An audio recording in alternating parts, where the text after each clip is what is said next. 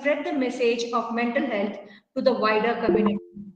It's been a long-standing tradition at Katil Ashokpai Memorial College to organize a week-long awareness program on mental health.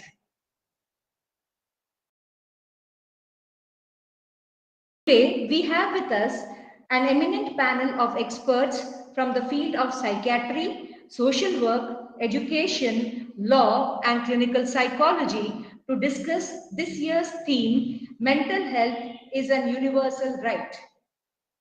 Before we start the program, a request to all the participants, please keep your video off and mic turned off.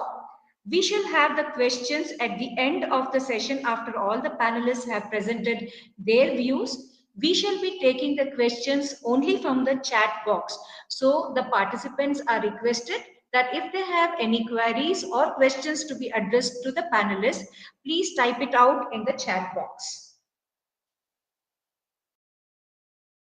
The Deputy Commissioner will be joining us shortly, and with the permission of the Honorable Judge Shri Chandan, we would like to start the program today. Please, Madam, please proceed. Thank you very much, sir. We would now start the program. I request the Principal of Katil Ashokpai Memorial College, Dr. Sandhya Kaveri, to welcome the guests and the participants.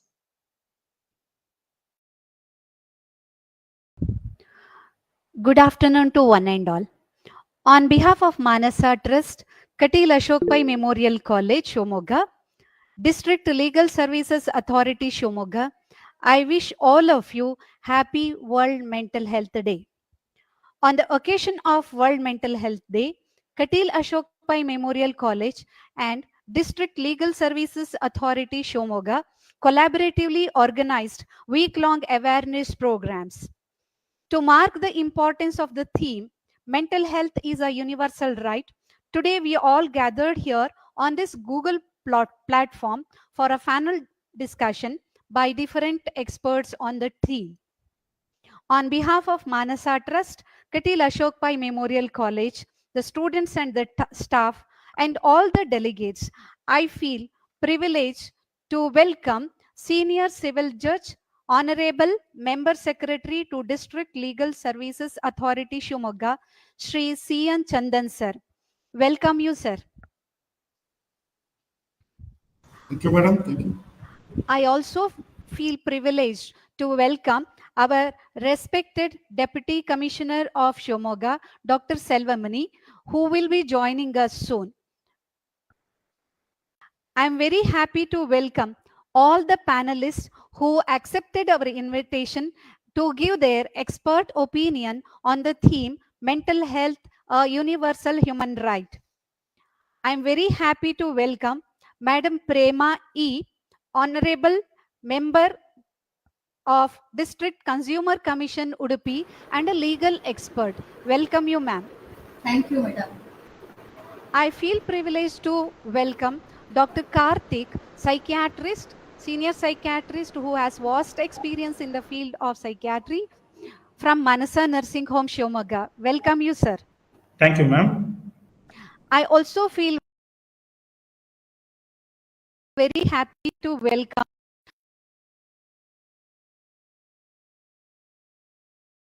Sister Marie Evelyn, coordinator of our postgraduate department of psychology and clinical psychology. Welcome you, sister. Thank you, madam. I feel very happy to welcome Sri Mahendra Rajaram, who is a officer for disaster management and resilience for UNICEF South Zone from Hyderabad. Welcome you, Mr. Mahendra. He will be joining us soon. So in his absence, I'm welcoming him. I feel very happy to welcome all the delegates and dignitaries who are participating on this platform and eagerly waiting to listen to the expert opinions on the theme of mental health is a universal human right. Welcome you all delegates. I feel very happy to welcome our HOD of Department of Psychology, who is also a moderator for this panel discussion, Dr. Archana Bhatt. Welcome you, madam. Thank you very much, ma'am.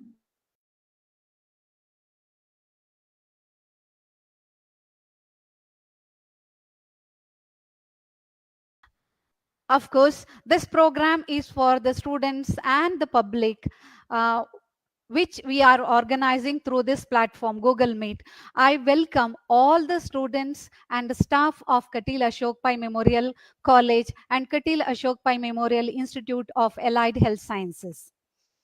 I feel privileged to welcome all the HODs of our different departments. Dr. Pushpalata from Department of MPhil Clinical Psychology, Mr. Rakshit, Madam Ananya, Hani, Mr. Vinay, Madam Sridevi from the Department of Psychology. Welcome you all. We have with us different dignitaries from District Legal Services Authority. I feel very happy to welcome all of them on behalf of Manasa Trust and Katil Ashok Pai Memorial College.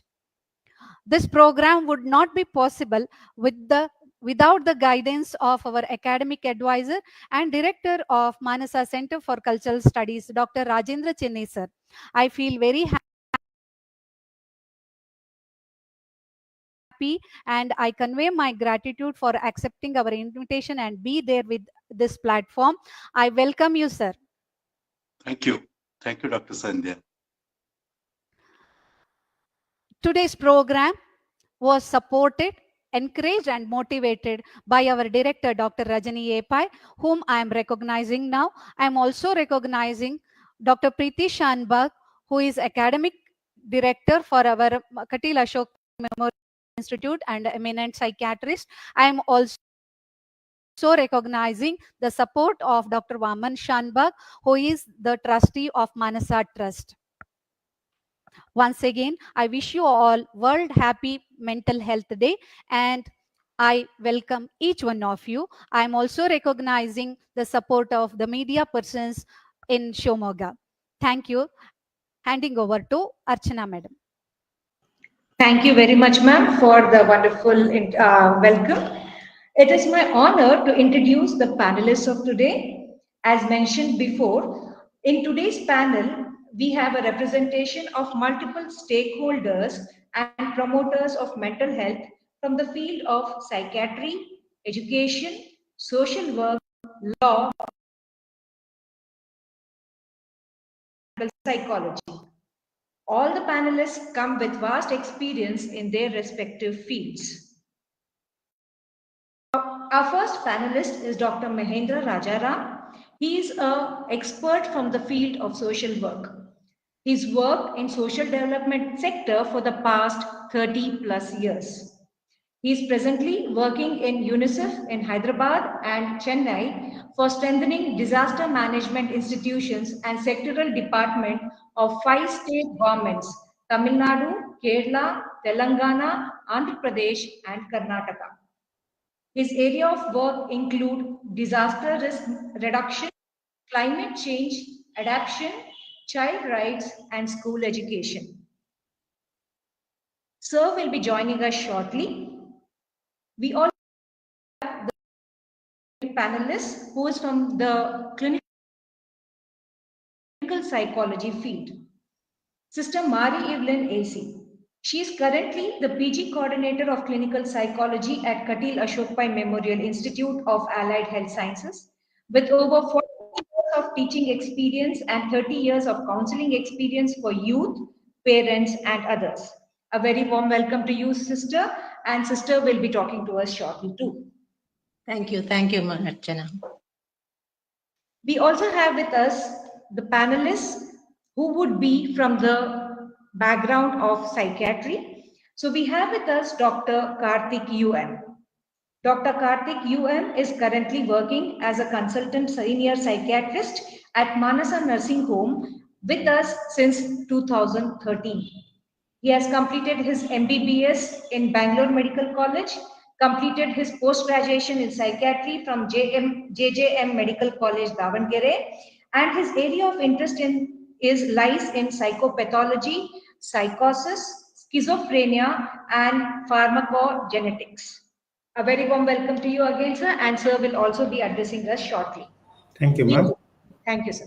We also have with us Srimati E. Prema. She is an LLM, LLB in Labor, Industrial Relationships, Administration Law, and an MA in Political Science. Madam is an expert in the field of law, and she is currently the member of District Consumer Commission, Udupi. Madam also has a PG Diploma in Consumer Law and Practice and PG Diploma in Child Rights and Law. She's worked for 20 years as a lawyer in Shimoga District Court. She is also a Senate member of Kuvempu University and a syndicate member of Davangere University. Srimati Prema ma'am has worked in special areas which include working with children from disturbed families and rehabilitation of convicts. Ma'am will be addressing us on these issues. A very warm welcome to you, madam. Thank you, madam. Our last panelist is our own Professor Rajendra Chenni, sir.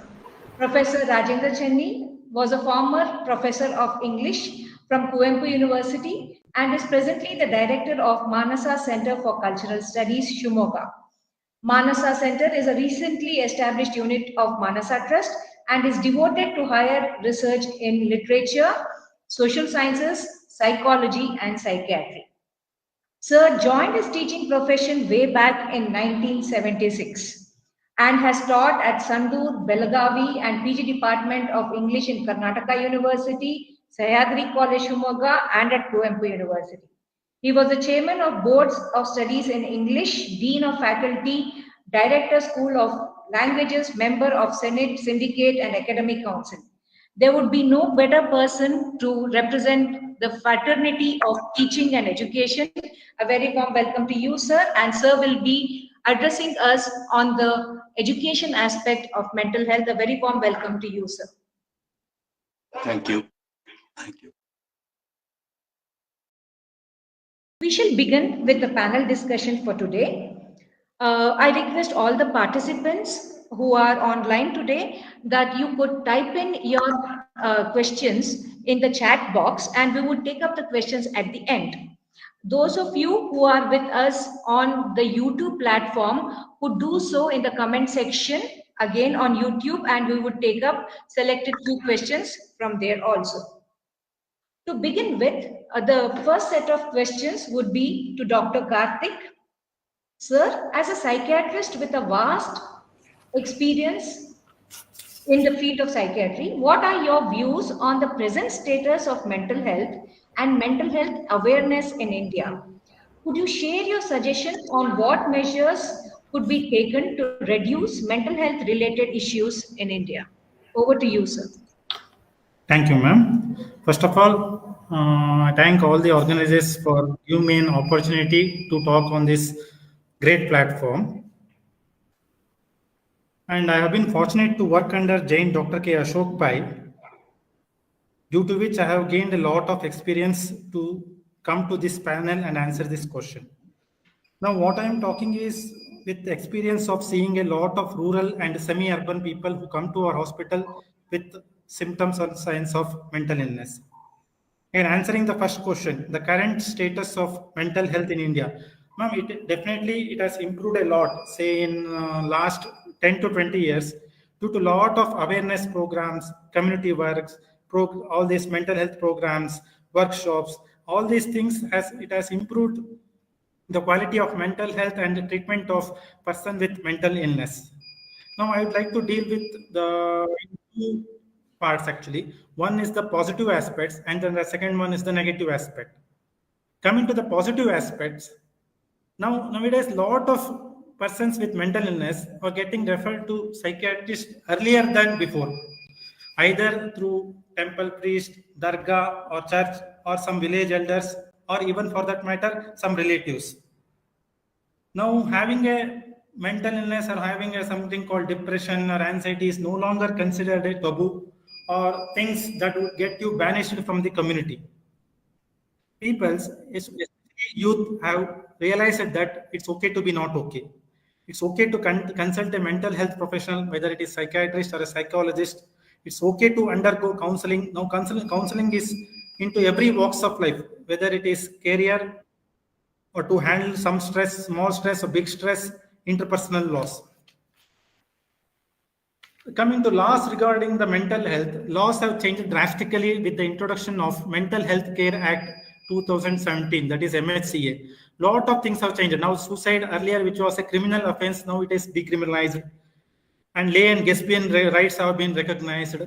Lot of things have changed with regards to admission, treatment of persons with mental illness, and approach of the community towards person with mental illness have changed with the advances in the treatments, whether it might be counseling or tablets or drugs or these things.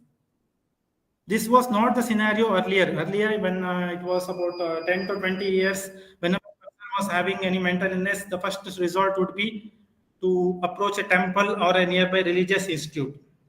Or usually they used to get locked up. They are easily abused actually. But nowadays it has come down. This is with regard to positive aspects. Now coming to negative aspects. The above positive aspects are mainly seen in urban metro cities and all. However, in rural areas, most of the patient comes to the hospital only after consulting a temple or after a long period of time. We call it as untreated period, which adds to the burden.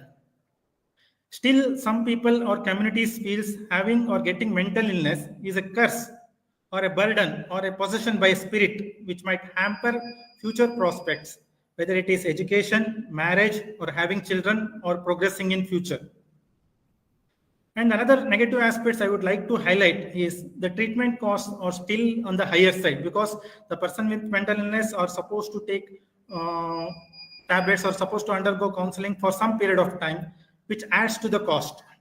So these are some of the negative aspects of mental health status in today's world. Now, I'm answering the second question, how to prevent mental illness. It has to be from womb to the tomb. I repeat, it has to be from the womb to the tomb. I would like to divide it into three aspects, primary, secondary, and tertiary. The primary aspect starts from the womb period itself. That includes excellent antenatal care, giving emotional support to the pregnant lady, pregnant mother, excellent antenatal care. With regard to delivery also, care of the mother and baby goes a long way in preventing mental illness actually. Coming to children and adolescents, school health counseling programs, life skills training with regards to focus on handling the stressful situations like exams or any difficulties in life. Sexual education plays an important role. Cyber hygiene regarding what to watch, what not to watch, what to do or what not to do in social media. Awareness about substance abuse, which is very important in children and adolescents with regards to alcohol, drugs, cannabis, nicotine, whether it is smoking or chewable form. And adapting positive mental health lifestyles like exercise, yoga, meditation goes a long way in preventing mental illness and improving one's mental health. Again, one should eat healthy, talk healthy, and share good positive feelings with other members of the community. And this is about the primary things. Secondary thing, what to do when a person has mental illness or when a person has signs or symptoms showing mental illness. One should be aware about early signs and symptoms of various mental illness, which can be done through various programs, various distribution of pamphlets, and one has to seek early help from the mental health professional. Coming to the tertiary one, a person with mental illness after getting treated is again treated with a lot of indignity. So he has to be integrated back to the society in a dignified manner, which will further reduce episodes of behavioral disturbances and mental illness, and which will improve his confidence. Ma'am, I hope I have answered your question, ma'am. Thank you, ma'am. Thank you very much, sir. That was extremely insightful.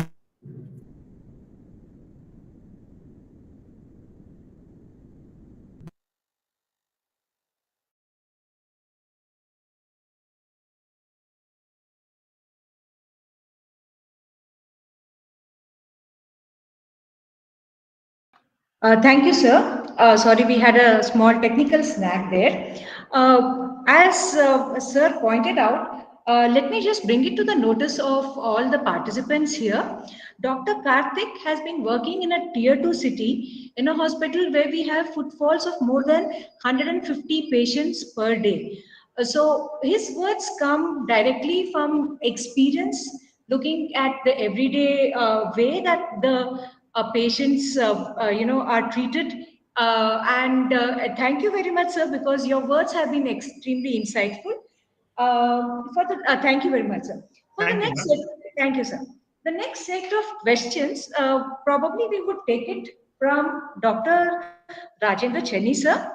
So these questions would be related to education. So our second set of questions to Dr. Rajendra Chenny, sir, is how is education in today's world contributing to mental health? Does it work as a promoter or actually as a barrier in some way? As an educationist, do you suggest education could help promote mental health and how if it does so? Over to you, Chenny sir. Well, thank you, Dr. Archana. The first point I would like to make is the importance and the prominence given to mental health in the educational system is inadequate. Though, of course, mental health awareness has been increasing, and many governmental policies and agencies, they are attending to the introduction in some way or the other of mental health awareness in the educational institutions. This is not enough because there has to be a very serious engagement with issues relating to mental well-being. I was just going through some of the statistics, and one of them is quite scary. It tells us that even in USA, with a far developed educational system, nearly 50% of the adolescents who are of the age group to which most of our learners belong, they have mental health problems, and 20% of them are quite severe. It only means that even as our awareness of mental health and mental well-being have been increasing, there has also been an increase in the enormous stress and the problems which the social context has created. For example, there has been the loss of these familial values, and our young people are nowadays feeling more and more separated, alienated from the society, etc. So it is in this context that we have to look at the status of mental health issues and awareness in the educational system. I would like to say that an enormous and collective effort now needs to be made in order to spread mental health awareness. And the educational curriculum should make it obligatory for every school and every college to include mental health awareness as part of the syllabus. This is very important for us. Instead of talking about moral education and value-based education, we should be paying more attention to what's happening to the minds of our young learners. And this can happen if, first of all, we make mental health awareness a part of the educational system, which it is not right now. Secondly, we need to increase the pace at which our teachers can be, trained in the basics of mental health. I would also like to acknowledge the contribution of the teachers in the educational system so far. There has been this very fine tradition of lay counseling where parents and teachers and elders in their own way, they were contributing to the understanding of the problems, analyzing of the problems that the learners go through, and they were also able to give some kind of useful pragmatic advice. I feel this is dwindling now because everybody is under pressure. There's lack of time and lack of engagement with this. So even while acknowledging the way in which the traditional school system was attending partially to the question of mental health awareness, we now need to integrate mental health awareness. You asked me the question, how is education contributing to it? My answer is it is contributing to it. There is greater awareness, but at the same time, the challenges are quite large, I would say. And this, I think, can be attended to by doing certain things. For example, we need to encourage institutions which specialize in mental health and who are capable of giving training to teachers and counselors. These institutions should be encouraged to start courses in counseling for the teachers.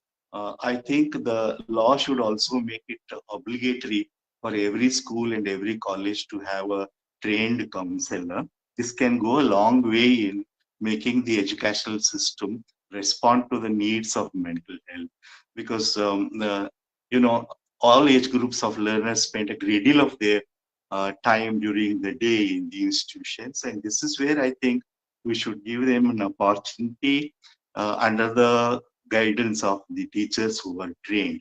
And I think we need to create a pool of experts and trained counselors. I mean, each city, each region can have a pool of these counselors and experts whose expertise can be shared, so that continuously mental health awareness becomes a part of the educational system. There are only two ways of doing it. One is to make it obligatory part of the curriculum and the syllabus, and the other is to create an ecosystem in every educational institution where counseling is available online or offline. And most importantly, we also need to engage with the education of the parents, because most of the surveys tell us that even now in 2023, the public knowledge of mental well-being is rather poor. And one of the comments made was people are very poorly informed, and therefore there have to be these continuous interactions between parents and teachers in schools, and some kind of a basic information should also be made available to the parents, because they are the ones who could recognize, the need for their wards to get some kind of a help from counseling.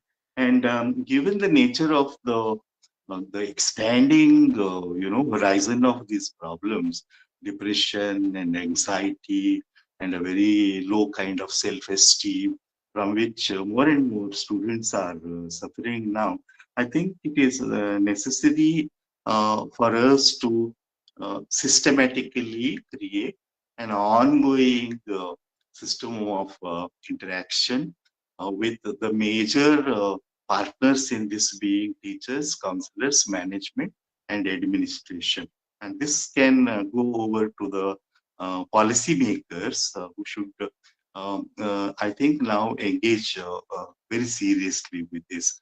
So I don't think education is a barrier, but the traditional idea that the higher the education access, the better the mental health has to be, yes, we accept it, but I think we need to question it also, because it all depends on two factors. One is the actual quality of the education. If the education being given is not of a high quality, I don't think it will contribute to mental health. It has to be qualitatively improved. And the second is the more practical question of how employable are students made through education, because the two are related in societies like ours. I mean, opportunities and access and career choices, these can, of course, come from the system of education. These, I think, are important. It's not a barrier, certainly, but what I am trying to say is that there are more avenues which need to be opened. And whatever research and understanding is coming through in psychology and psychiatry should be made available to all of us who are engaged with these issues. I think we also need to, in a way, in our own way, put across our ideas to the policy makers. Let's remember that the educational system in our country is largely controlled by the policies of the government and the administration.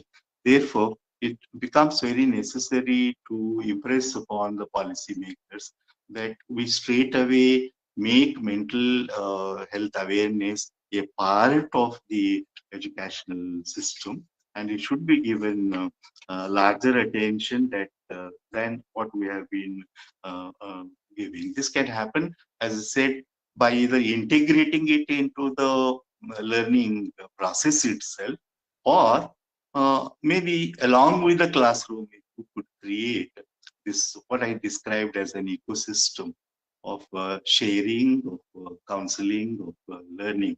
The last of the points I would like to make was the serious challenge today is that our classrooms have no walls. I mean, the students are through the media and through the other kinds of communication being more and more exposed to certain ideologies, which create some kind of a prejudice against the other.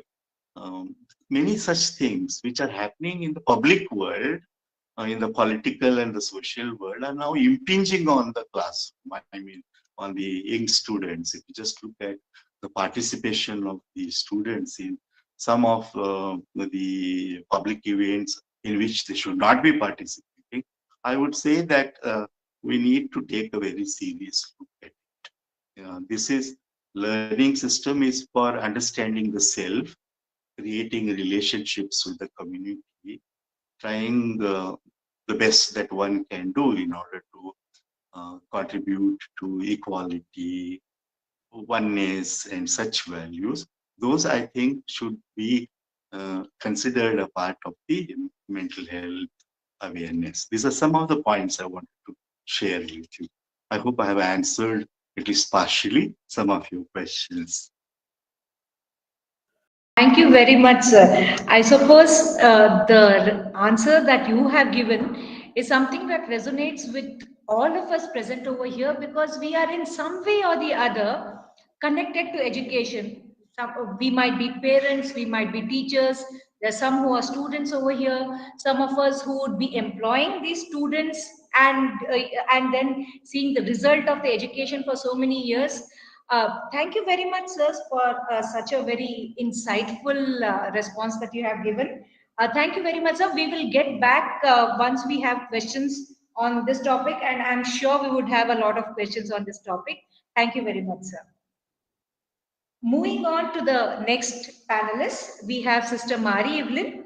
And Sister Mari Evelyn is a clinical psychologist with over 4 decades of clinical practice and teaching as an experience. Sister, with your vast experience, according to you, what are the issues which are on the rise in the present times? That is, what is it that you have been seeing, the cases that, and sister also comes with counseling experience. So according to you, what are the issues which are on the rise? And what are the problems and challenges that today's population faces, and how can it be tackled? So sister, I know I have asked a question probably which is very vast, and I hope it can be answered, and we're very sure sister will be able, because there are many people who are waiting for this question to be answered. Over to you, sister. Yes, thank you, Dr. Archana. Good evening to all present here, especially all the panelists, all mental health professionals, our staff, students, and other participants. The questions raised by you are very pertinent, especially today when we celebrate the World Mental Health Day with the theme, Mental Health is a Universal Human Right. It is a basic necessity in order to lead a very happy life and make our life meaningful and fruitful. We are living in the, I think I should say, technology-based information age, with digitalization of everything, with latest technology, rapid pace of change, social media bringing everything to our doorsteps and fingertips. and making everything apparently easy and leaving us in a difficult situation. In this process of rapid change, the whole world and people of all ages, children, youth, even the older people, are going through experiencing today a completely different, confusing, uncertain, conflicting, and compromising environment when compared to what and how it was a few decades ago. I can make a lot of comparison actually. Although we are living in this information age, we are often overwhelmed by overflow of information, facing choice overload, unable to sift too many choices and options. What is true? What is real? What is false? What is fake? What can be accepted? What to reject? What to use? Or what is dangerous to use? There are so many new things to learn. What do I learn first? It is a challenge if there is no one to guide. Once a teacher decided to give an assignment to the students, the same question Dr. Archana asked me. What is the biggest challenge facing your generation? An overwhelming number of students pointed to technology as the biggest challenge, specifically how cell phones run as well as ruin their lives. And I was really surprised to see this answer, run, R-U-N, and ruin, R-U-I-N. So that while running, I am destroyed in the process. Social isolation, and it brings social isolation, distractions, lose sight of one's goal in life, cyberbullying, and peer pressure, academic poor performance due to this, physical and mental health issues, and eroding of relationships. Some pointed out change in social and home environment, which has become toxic, and there is lack of understanding and respect for the older generation. Thus, technology, which is a boon, has become a bane. All depends on the way we use it. Instead of being the masters, we have become the slaves of technology. Today's children as well as the youngsters unable to function if their technological gadgets fail to function. Technology has affected all ages, both young and old, and all sectors and sections of society. While children and youth get excited when something new comes, the middle-aged and older ones may get anxious and afraid, not knowing how to use it and to manage the unknown. And I have also experienced this. Coming to some of the issues posing a challenge, I have put together issues and challenges because they are one leading to the other. I would consider first is addiction. Under addiction, technology addiction, drug addiction, alcohol addiction, gaming addiction, addiction to sex, craze for online shopping. And related to the above, you have peer pressure, bullying, fear of bullying, cyberbullying, stalking, FMO, fear of missing out, lack or loss of human interaction, isolation, loneliness, relationship problems, depression, suicide, loss of self-confidence, unemployment, especially educated unemployed. Aftermath of COVID-19 pandemic created a few more problems. Increased use of social media, texting habits have changed the way of communication as well as learning. And that is what we experience today as teachers. Then sleep is also affected, eating habits, loss of exercise or outdoor games, overuse of electronic devices, online gaming, gambling, leading to social isolation and depression, online friendships, almost living in a virtual world. In this process, they lack social skills, experience lack of self-confidence, body image issues, fear of acceptance by others, inability or to self-management, managing one's thoughts and emotions, unable to do time management, undergoing a lot of stress. Coming to the most important aspect, how to tackle or handle these. I'm not able to give an answer, and that answer will definitely be inadequate and not an easy task on both sides, both to as I'm giving you as well as the one who is receiving or one who applies. It is situational. In order to handle any problem, one must first be aware and acknowledge that I have a problem and name the problem. Awareness helps to take appropriate steps to solve the problem. It is said that the present generation is a victim of false information.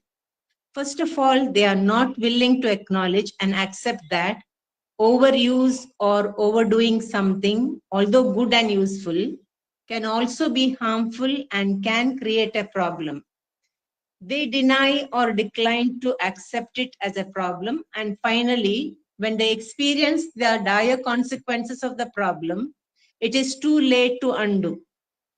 They are not the only ones who are affected, but the parents, siblings, marital partners, children, extended family, sometimes the entire family, and even the society, especially when they take the extreme steps in desperation, committing suicide. We need to train the present generation to develop critical thinking, perceive and interpret critically the world around them and the experiences they go through. Learning to filter, constantly questioning the hidden agenda, its consequences on one's thinking, feeling, and decisions. Teach and encourage children, youth, and others to analyze reality around them as it is and not as they assume to be. Next, prepare the next generation for the future by helping them master social skills, learning to work together and cooperate with one another. Many of the issues we face already, such as social struggles, inequality, gender discrimination, discrimination of all kinds, these are some of the symptoms of a society not used to working together, which can be handled by using advanced social skills. I would like to have a word on depression. Depression affects physical and mental and academic life, social relationships. According to WHO report, we have the highest number of depressed cases. More than 56 million suffer from depression. The causes of depression, especially among youth, stress, peer pressure, family,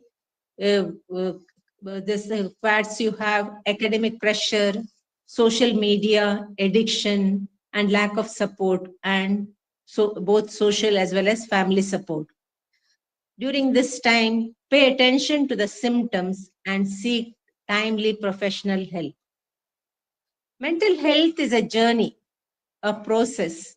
Just as you take a break when you embark on a long journey, learn to take a break, what to do, and for example, what you do during this period of break. Relax, reflect on your experiences, rejuvenate yourself using exercise, yoga, meditation. Share your problems, your concerns, your challenges and conflicts with someone you trust. Talking itself heals. Sharing one's concerns helps in unburdening. Take timely help.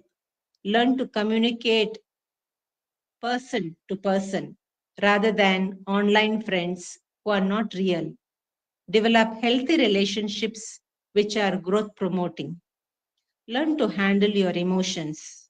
Of course, I'm not able to elaborate on these, but then at least point out a few things. Develop social skills and occupational skills. Skill development is a process of enhancing the abilities and competencies of individuals to do specific tasks or roles effectively and efficiently. Skill development can empower them. It will increase one's employability, protect you from exploitation and discrimination, reduce depression, increase self-confidence. You can look at the issues, challenges, and the ways of handling them from different angles. I hope I have just ignited a desire in you to look at the issues deeply and find suitable solutions and answers according to the situation. I thank the organizers for giving me this opportunity to share some of your thoughts, and thank you for your patient listening. Thank you, one and all. Thank you, sister. I'm sure your words would have put a lot of us wondering what we are doing with our own phones and mobiles right now.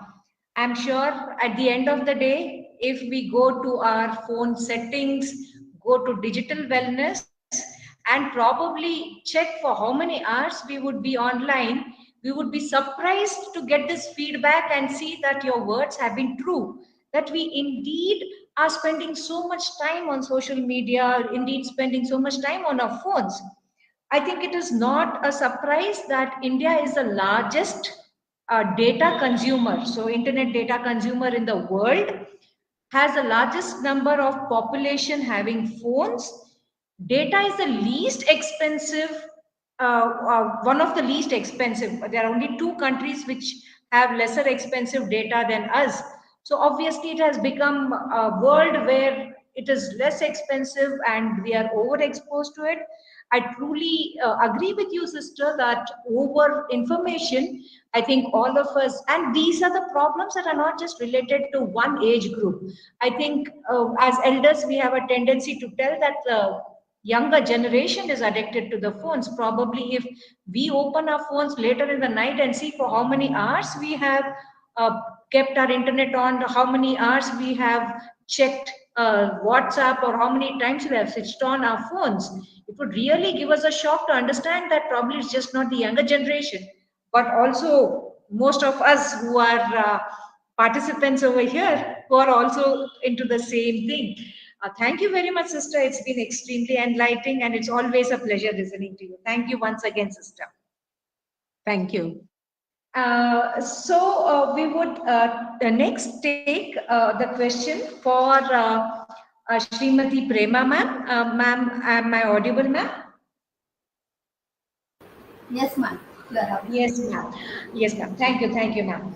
Ma'am, you have had extensive experience working with convicts, especially since you are in the legal area.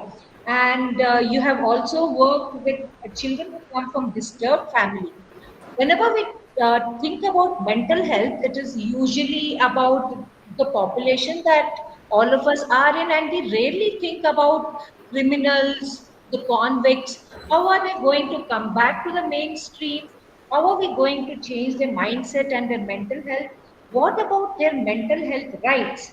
So, madam, if you could, with your experience, share a few things about the mental health of convicts and also working with children coming from disturbed families. Over to you, madam. Yes. Thank you, ma'am. Good evening, one and all. Respected guests and audience. I would like to start my few words with the sayings of Justice Shivraj B. Patil, former CJ of the Supreme Court. ಮಾನವ ಹಕ್ಕುಗಳು ಮೂಲ ಸ್ವರೂಪದೊಂದಿಗೆ ಒಬ್ಬ ವ್ಯಕ್ತಿ ಸ್ವತಂತ್ರವಾಗಿ ಘನತೆ ಮತ್ತು ಗೌರವದಿಂದ ತನ್ನ ಸಂಪೂರ್ಣ ಸಾಮರ್ಥ್ಯವನ್ನು ಕಂಡುಕೊಳ್ಳಲು, ಸಮಾಜದ ಸದಸ್ಯನಾಗಿ ಅಭಿವೃದ್ಧಿ ಹೊಂದಿ ನಾಗರಿಕ, ಸಾಮಾಜಿಕ ಮತ್ತು ರಾಜಕೀಯ ಜೀವನದಲ್ಲಿ ಇರಲು ಕನಿಷ್ಠ ಅವಶ್ಯಕತೆಯಾಗಿ ಕಾನೂನು ಮತ್ತು ರಕ್ಷಣಾತ್ಮಕ ವ್ಯವಸ್ಥೆಯನ್ನು ಪೂರೈಸುವುದು ಅತ್ಯಗತ್ಯ.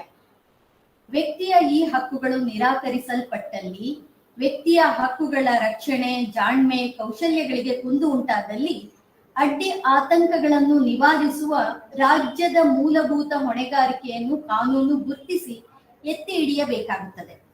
ಇಂಥ ಹಕ್ಕುಗಳನ್ನು ಜಾರಿಗೊಳಿಸಲು ಪರಿಣಾಮಕಾರಿ ಮತ್ತು ಅಭಿವೃದ್ಧಿಪರ ಆಡಳಿತ ಯಂತ್ರ ಅವಶ್ಯಕತೆ ಇದೆ. ಈ ಸಂಪನ್ಮೂಲಗಳ ವಿವರಣೆ ಅಗತ್ಯ ಇದೆ. With the permission of the chair, I wish to talk in Kannada. ಕಾರಣ ಹ್ಯೂಮನ್ ರೈಟ್ಸ್ ಕನ್ವೆನ್ಷನ್ ನಲ್ಲಿ ಫಾರ್ಮರ್ ಚೀಫ್ ಜಸ್ಟಿಸ್ ಆಗಿದ್ದಂತ ಶಿವರಾಜ್ ಪಾಟೀಲ್ ಅವರು ವಿಶ್ಲೇಷಣಾತ್ಮಕ ದೃಷ್ಟಿಕೋನದಿಂದ ಕಾನೂನಿನ prominence of the law and justice ಅನ್ನೋ ಆಸ್ಪೆಕ್ಟ್ ಅನ್ನ ಎನ್ಲೈಟನ್ ಮಾಡ್ತಾರೆ. ಈ ಒಂದು ಅಂಶ ವಿಶ್ಲೇಷಣಾತ್ಮಕ ದೃಷ್ಟಿಕೋನದಿಂದ ಬೆಳಕು ಚೆಲ್ಲಿದಂತ ಸಂದರ್ಭದಲ್ಲಿ ಇವತ್ತಿನ ಸಮಾಜದ ಸ್ವಾಸ್ಥ್ಯವನ್ನ ಕಾಪಾಡುವ ನಿಟ್ಟಿನಲ್ಲಿ ಕಾನೂನು ಮತ್ತು ರಕ್ಷಣಾ ವ್ಯವಸ್ಥೆ ಎಷ್ಟು ಅಗತ್ಯ ಅನ್ನುವಂಥದ್ದನ್ನ ನಾವು ಕಂಡುಕೊಳ್ಬೇಕಾಗತ್ತೆ. ಈ ಹಿಂದೆ ಇದ್ದಂತ 1987 ಮೆಂಟಲ್ ಹೆಲ್ತ್ ಕಾಯ್ದೆ ಪರಿಣಾಮಕಾರಿ ತಿದ್ದುಪಡಿಗಳನ್ನು ಒಳಗೊಂಡಂತೆ 2014ರಲ್ಲಿ ಸಮೀಕ್ಷಾ ವರದಿಯನ್ನ ಆಧರಿಸಿ 2017ರಲ್ಲಿ ನಾವು ಒಂದು ಮೆಂಟಲ್ ಹೆಲ್ತ್ ಕಾಯ್ದೆಯನ್ನ ಒಳಗೊಳ್ತೇವೆ. It's executed on 29th May 2018. ಅಸ್ವಸ್ಥ ವ್ಯಕ್ತಿಗಳ ಮೇಲೆ ಹಕ್ಕುಗಳನ್ನ ಕೇಂದ್ರೀಕರಿಸಿರುವಂಥದ್ದು. ಇದುವರೆಗೆ ಯಾವ ಒಂದು ಸಿಂಪತೈಸ್ಡ್ ಆಗಿ ನಾವು ಅವರ ಹಕ್ಕುಗಳನ್ನ ರಕ್ಷಣೆ ಮಾಡಬೇಕು ಅನ್ನುವಂಥದ್ದನ್ನ ಗಮನಿಸ್ತಾ ಇದ್ವಿ. ಆದ್ರೆ ಅದಕ್ಕೆ ಬದಲಾಗಿ ವ್ಯತಿರಿಕ್ತವಾಗಿ ಇನ್ ಆಲ್ಟರ್ನೇಟಿವ್ಲಿ ವಿ ಶುಡ್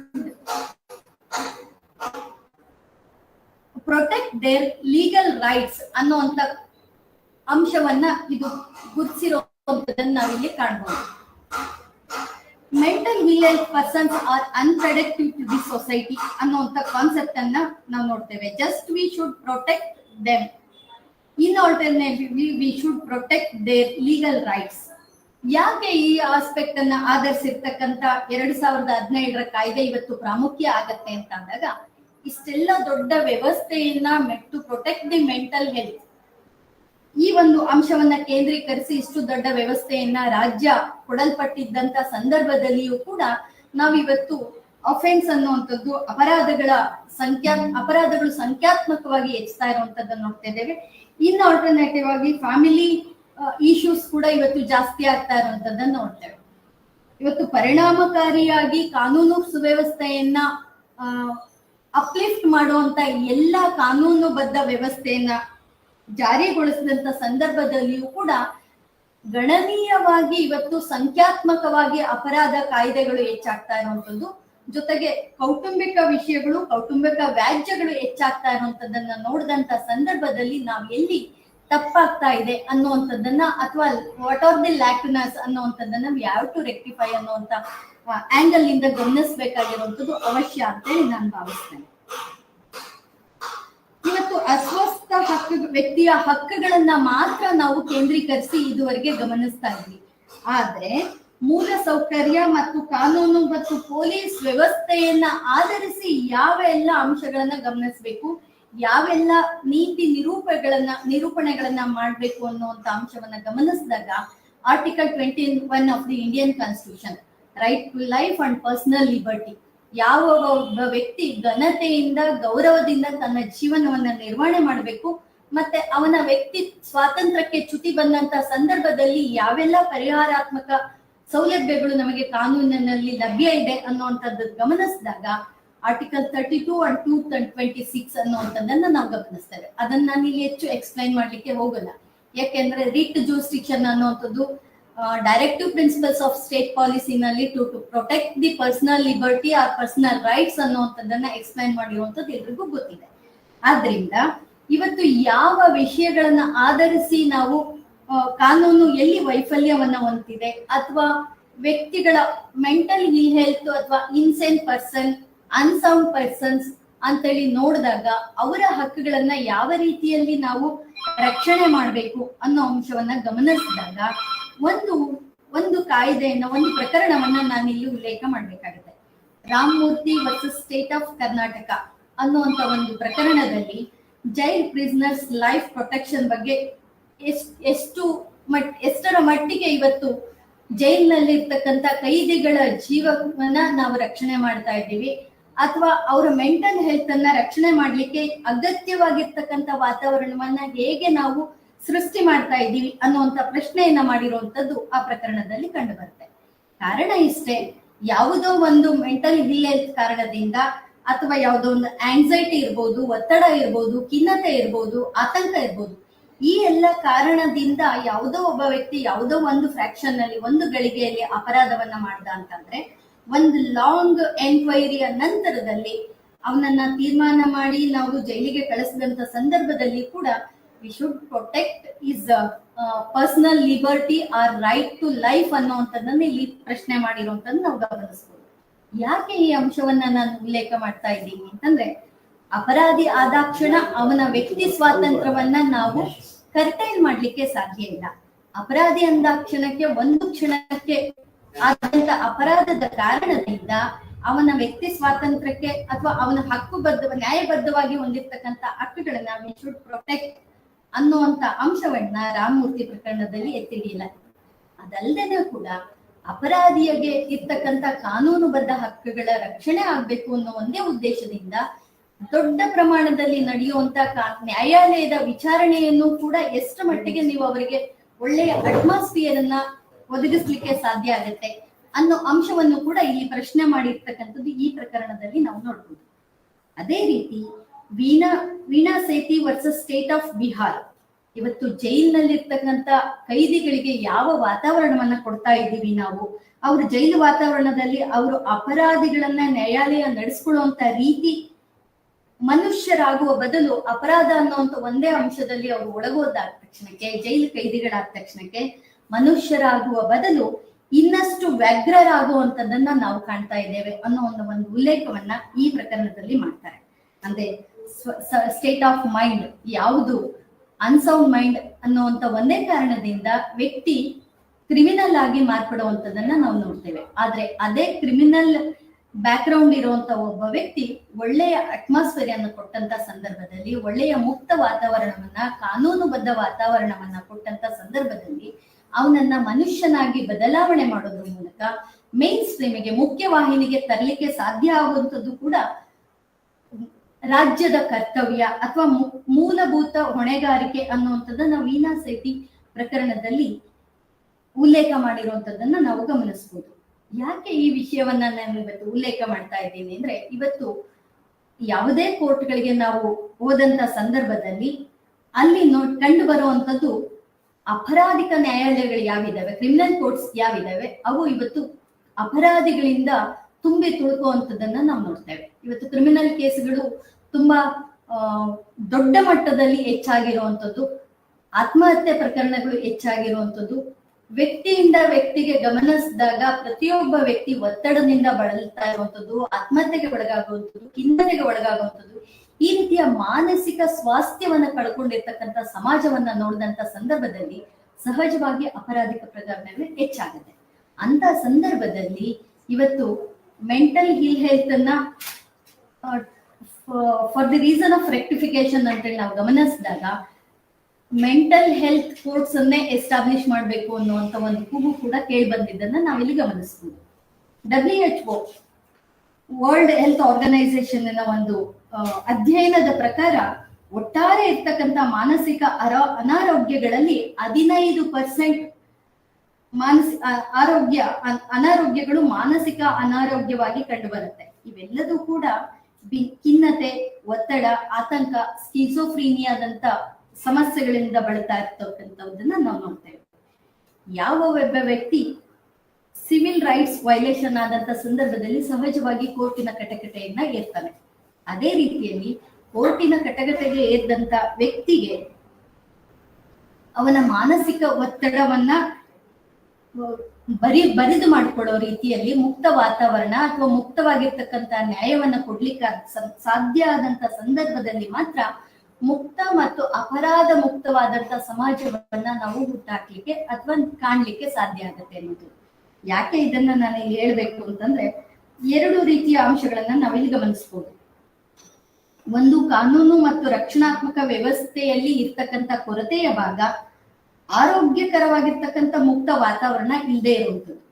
ಸಣ್ಣ ಸಣ್ಣ ವಿಷಯಗಳನ್ನ ಒತ್ಕೊಂಡು ಇವತ್ತು ಕೌಟುಂಬಿಕ ನ್ಯಾಯಾಲಯಕ್ಕೆ ಬರ್ತಾರೆ. ಅಂತ ಸಂದರ್ಭದಲ್ಲಿ ಇವತ್ತು ಅಲ್ಲಿರ್ತಕ್ಕಂಥ ಒಂದು ವ್ಯವಸ್ಥೆಯನ್ನು ಕೂಡ ನಾನು ಇಲ್ಲಿ ಉಲ್ಲೇಖ ಮಾಡ್ತೇನೆ. ಈ ಹಿಂದೆ ಇಲ್ಲದೆ ಇರ್ತಕ್ಕಂಥ ಕೌಟುಂಬಿಕ ನ್ಯಾಯಾಲಯದಲ್ಲಿ ಕನ್ಸಿಲೇಷನ್ ಅನ್ನುವಂತ ಒಂದು ಸ್ಟೇಜ್ ಅನ್ನ, before going to the trial conciliation ಅಂತ ಒಂದು ಸ್ಟೇಜ್ ಅನ್ನ ಸೆಟ್ ಮಾಡಲಾಯಿತು. ಅದೇನಂತಂದ್ರೆ, ಸಣ್ಣ ಪುಟ್ಟ ಅನಾರೋಗ್ಯಕರ ಮನಸ್ಥಿತಿಯಿಂದ ಬಂದಿರತಕ್ಕಂತ ಸಣ್ಣ ಪುಟ್ಟ ಅಸಂತೋಷಗಳನ್ನ ಇಟ್ಕೊಂಡು ಬಂದಿರತಕ್ಕಂತ ದಂಪತಿಗಳಿಗೆ ಕೌನ್ಸಿಲಿಂಗ್ ಮಾಡೋದ್ರ ಮೂಲಕ ಅಥವಾ ಅವರಿಬ್ಬರನ್ನು ಮಾತಾಡಿಸಿ ಸರಿಪಡಿಸಬಹುದಾದಂತ ಮಾನಸಿಕ ಆರೋಗ್ಯವನ್ನ ಕಾಪಾಡದಂತ ಸಂದರ್ಭದಲ್ಲಿ ಸಮಸ್ಯೆಗೆ ಪರಿಹಾರವನ್ನ ನ್ಯಾಯಾಲಯ ಕೊಡಬಹುದು ಅನ್ನುವಂತ ಒಂದು ಹಿತದೃಷ್ಟಿಯಿಂದ ಅನ್ನುವಂತ ಒಂದು ಘನ ಉದ್ದೇಶದಿಂದ ಕೌನ್ಸಿಲಿಂಗ್ ಸ್ಟೇಜ್ ಅನ್ನ ಇಡ್ಲಾಯ್ತು.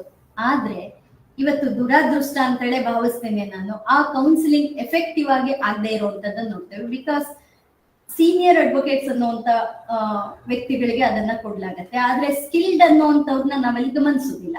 ಅಂದ್ರೆ ಯಾವ ಕೌನ್ಸಿಲಿಂಗ್ ಮಾಡ್ಬೇಕಾದವರಲ್ಲಿ ಇರ್ಬೇಕಾದಂತ ಸ್ಕಿಲ್ ಏನಿದೆ, ಕೌಶಲ್ಯತೆ ಏನಿದೆ, ಅದನ್ನ ಗಮನದಲ್ಲಿ ಇಟ್ಕೊಳ್ದೆ ಯಾರಿಗೂ ಇವತ್ತು ಸಮಯ ಅಥವಾ ಕಾಯ್ಬೇಕು ಅನ್ನುವಂತ ವಾತಾವರಣ ಇಲ್ಲದೆ ಇರುವಂತ ಸಂದರ್ಭದಲ್ಲಿ ಹರಿವಿನಲ್ಲಿ ನಾವೆಲ್ಲರೂ ಕೂಡ ಓಡುವಂತ ಓಟದಲ್ಲಿ ಇವತ್ತು ಒಂದು ಕ್ರಮ ಅಥವಾ ಒಂದು ಹಂತವಾಗಿ ಮಾತ್ರ ನಾವಿವತ್ತು ಕೌನ್ಸಿಲಿಂಗ್ ಅನ್ನ ಮಾಡ್ತಾ ಇದ್ದೇವೆ.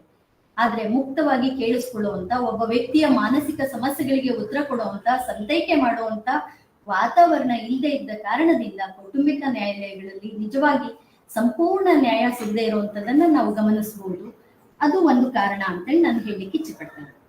ಅದೇ ರೀತಿ ಅಪರಾಧಿಕ ನ್ಯಾಯಗಳಲ್ಲಿ ಅಪರಾಧಿಕ ಘಟನೆಗಳಲ್ಲಿ ಯಾವ ಒಬ್ಬ ವ್ಯಕ್ತಿ ಒಂದು ಕ್ಷಣದ ಅಪರಾಧಕ್ಕೋಸ್ಕರ ಜೈಲು ವಾತಾವರಣವನ್ನ ಸೇರುವಂಥದ್ದು ಅಥವಾ ವಿಚಾರಣೆಗೆ ಒಳಪಡುವಂಥದ್ದು. ಆದ್ರೆ ನಾವಿವತ್ತು ನೋಡ್ತೇವೆ ಅಪರಾಧ ಮಾಡಿದ ಒಬ್ಬ ವ್ಯಕ್ತಿಯನ್ನ ಹೇಗೆ ನಾವು ನಡೆಸ್ಕೊಳ್ತೇವೆ ಅನ್ನುವಂಥದ್ದು.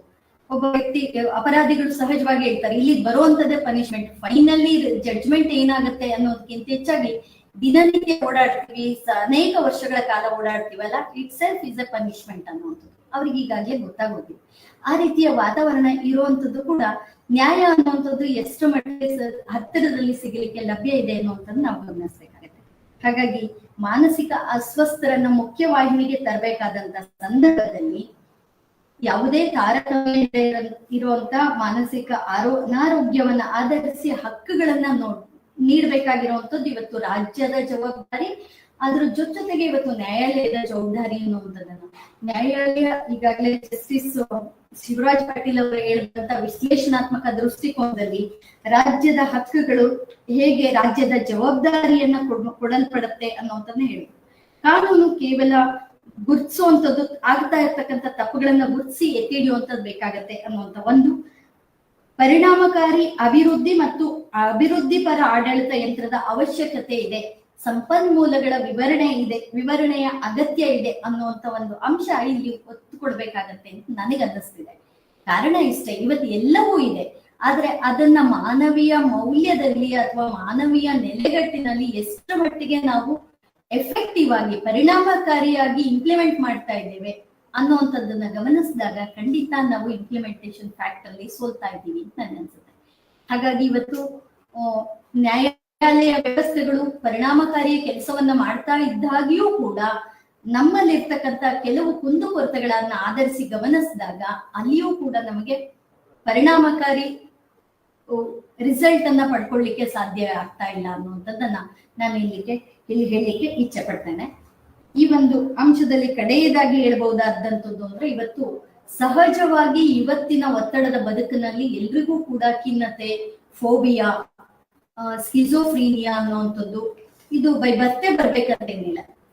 ಫ್ರಮ್ ದಿ ಅಟ್ಮಾಸ್ಫಿಯರ್ ಆಲ್ಸೋ ಇವತ್ತು ಡೆವಲಪ್ ಆಗ್ತಾ ಇರುವಂತದ್ದು ನೋಡ್ತೇವೆ. ಅಂತ ಸಂದರ್ಭದಲ್ಲಿ ಅವನ್ನ ರೆಕ್ಟಿಫೈ ಮಾಡ್ಬೇಕು ಅಂತಂದ್ರೆ ಅಪರಾಧಿಕ ಇರ್ಬೋದು, ಫ್ಯಾಮಿಲಿ ಮ್ಯಾಟರ್ಸ್ ಇರ್ಬೋದು, ಅಥವಾ ಕಾನೂನು ಅನ್ನುವಂಥ ಒಟ್ಟು ವ್ಯವಸ್ಥೆಯಲ್ಲಿ ನಾವು ಗಮನಿಸಿದಾಗ ಇರುವಂತ ಕಾನೂನನ್ನ ಪರಿಣಾಮಕಾರಿಯಾಗಿ ಬಳಸ್ಕೊಳ್ಳೋದ್ರ ಮೂಲಕ ಆಪ್ತ ಸಮಾಲೋಚನೆ ಇರ್ಬೋದು ಅಥವಾ ಪರಿಣಾಮಕಾರಿ ಟೂಲ್ಸ್ ಮೂಲಕ ಪರಿಣಾಮಕಾರಿ ವಾತಾವರಣವನ್ನ ಹುಟ್ಟು ಹಾಕೋದ್ರ ಮೂಲಕ ವ್ಯಕ್ತಿಯನ್ನ ಅಪರಾಧಿ ಅಂತ ಗುರುಸೋದಕ್ಕೆ ಬದಲಾಗಿ ಅವನ ಹಕ್ಕುಗಳನ್ನ ಯೂನಿವರ್ಸಲ್ ರೈಟ್ ಅಂತ ಹೇಳ್ತೇವೆ ನಾವು, ಆದ್ರೆ ನಿಜವಾಗಿ ನಾವು ಅದನ್ನ ಅನುಪಾಲನೆಯಲ್ಲಿ ತಂದಿದೀವ ಅಂತ ನೋಡಿದಾಗ ವ್ಯಕ್ತಿಯನ್ನ ಸಿಂಪಥೈಸ್ಡ್ ಆಗಿ ನೋಡೋದಕ್ಕೆ ಬದಲಾಗಿ, ಮೆಂಟಲ್ ಇಲ್ನೆಸ್ ಪರ್ಸನ್ಸ್ ಅನ್ನ ಸಿಂಪಥೈಸ್ಡ್ ಆಗಿ ನೋಡೋದಕ್ಕೆ ಬದಲಾಗಿ ನಾವು ಅವರ ಹಕ್ಕನ್ನ ರಕ್ಷಣೆ ಮಾಡ್ಬೇಕು. ಅವರ ಹಕ್ಕಿನ ಬಗ್ಗೆ ಅವರಿಗೆ ಮಾಹಿತಿ ಇಲ್ಲದೆ ಇರ್ಬೋದು, ಆದಾಗ್ಯೂ ಕೂಡ ನ್ಯಾಯಾಲಯ ಅವರ ಪರವಾಗಿ ಅವರ ಹಕ್ಕುಗಳನ್ನ ಸಾಬೀತುಗೊಳಿಸ್ಲಿಕ್ಕೆ, ರಕ್ಷಣೆ ಮಾಡ್ಲಿಕ್ಕೆ ಅವರಿಗೆ ಮ್ಯಾನೇಜರ್ ಅನ್ನ ಕೊಡುವಂಥದ್ದು ಅಥವಾ ಲೀಗಲ್ ಗಾರ್ಡಿಯನ್ಸ್ ಅನ್ನ ಅಥವಾ ಲೀಗಲ್ ಮ್ಯಾನೇಜರ್ನ ಅಪಾಯಿಂಟ್ ಮಾಡುವಂತ ಈ ಎಲ್ಲ ವ್ಯವಸ್ಥೆ ಇದೆ. ಆದ್ರೆ ಸಹಜವಾಗಿ ಮನೆಯವರೇ ಅದನ್ನ ಹೇಗೆ ಅಕ್ಸೆಪ್ಟ್ ಮಾಡ್ಕೊಳ್ತೇವೆ ನಾವು ಅಂತ ನೋಡಿದಾಗ ನಾವು ಅವರು ಪುನಃ ಉಳ್ಕೊಳ್ಳುವಂಥದ್ದು ನಿರ್ಲಕ್ಷ್ಯಕ್ಕೆ ಒಳಗಾಗುವಂಥದ್ದೇ ಕಾಣ್ತಾನೆ. ಹಾಗಾಗಿ ಇಲ್ಲಿ ನ್ಯಾಯದ ವ್ಯವಸ್ಥೆ ಮತ್ತು ಮಾನವೀಯ ಮೌಲ್ಯಗಳ ಅರಿವು ಮತ್ತೆ ಜಾಗೃತಿಯ ಅಗತ್ಯಾನುಸಾರವಾಗಿ ಇರ್ತಕ್ಕಂಥ ಕಾನೂನು ವ್ಯವಸ್ಥೆಯನ್ನ ಬಳಸ್ಕೊಳ್ಳೋದ್ರಲ್ಲಿ ಹೆಚ್ಚು ಮುಂದುವರಿಬೇಕು, ಹೆಚ್ಚು ಮುಂದಾಗಬೇಕು ಅನ್ನುವಂತ ಒಂದು ಕಳಕಳಿಯೊಂದಿಗೆ ನನ್ನ ಮಾತುಗಳನ್ನು ಮುಗಿಸ್ತೇನೆ. ಇನ್ನೇನಾದ್ರೂ ಪ್ರಶ್ನೆಗಳಿದ್ದಲ್ಲಿ ನಂತರದಲ್ಲಿ ಉತ್ತರ ಕೊಡುವಂತ ಪ್ರಯತ್ನವನ್ನ ಮಾಡ್ತೇನೆ. Thank you. Thank you Prema ma'am. ಎಷ್ಟು ಚೆನ್ನಾಗಿ ನೀವು ಈ ಕಾನ್ವಿಕ್ಟ್ಸ್ ಬಗ್ಗೆ, ಆಮೇಲೆ ಕ್ರಿಮಿನಲ್ಸ್ ನ ಸೊಸೈಟಿ ನಾವೇ, ಇದು ಬೇರೆಯವರಲ್ಲ. ಸೊಸೈಟಿ ಅಂದಾಗ it is us as individuals, educated individuals ಆಗಿ ನಾವು ಅವರು ಕಾನೂನು ಹಕ್ಕು ಕೊಟ್ರು ನಾವು ಅವ್ರಿಗೆ ಹಕ್ಕು ಕೊಡದೆ ಹೆಂಗಿದೀವಿ ಅಂತ ತಿಳಿಸಿದ್ದಕ್ಕೆ ತುಂಬಾ thank you ma'am. It was a very enlightening and something which touched us, because when we talk about criminals, we definitely don't talk about mental health rights when it comes to criminals, because they're anyway criminals. That is what we look at it, and probably that is one of the reasons why jails are seldom called jails now. We talk about it as correctional centers. Thank you very much ma'am for that very insightful talk. Thank you ma'am. Thank you. We would now be moving on to our next speaker. Mahendra sir, can you hear me sir now? Am I audible? Yes, I'm audible. Just give me a minute. Yes sir. Just a minute. You can give my introduction, then I'll join it. Yes sir. Yes sir. Mahendra sir comes from the social work background, as we have already spoken, and he's based out of UNICEF South India, that is in Hyderabad.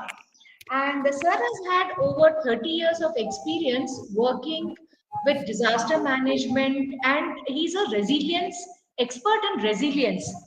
So especially with the post-COVID scenario, all of us have gone through these 2 and extended years of COVID, where even a small cold or cough is enough for us to panic and think, is COVID coming back? So probably in such a scenario, it is apt that we talk to someone who has been working in this area. And as we all know, the coastal lines of Andhra Pradesh, Tamil Nadu and Odisha are also home to cyclones, and the population over there always has this roots under the shadows of cyclones and destructions.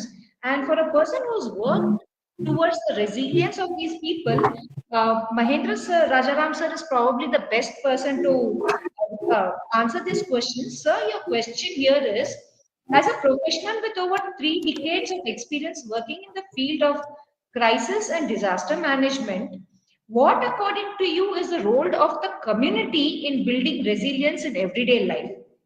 And going further, how would the family and community help build positive mental health in the scenario of crisis, especially with respect to overuse?